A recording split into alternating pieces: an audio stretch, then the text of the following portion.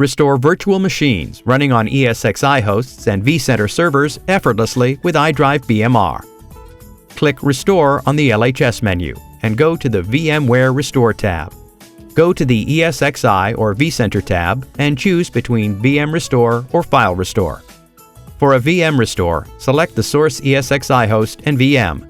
Choose the recovery point. If you want to create and restore to a new VM, choose the target ESXi host. Enter the VM name, select the data store, and click Restore. A new VM will be created. Note, you will not be able to undo this operation.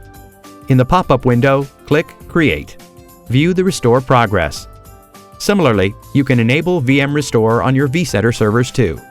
For File Restore, go to the ESXi or vCenter tab and click the File Restore radio button.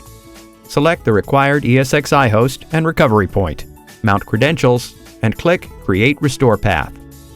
The new restore path will be added to the Mount Summary section below.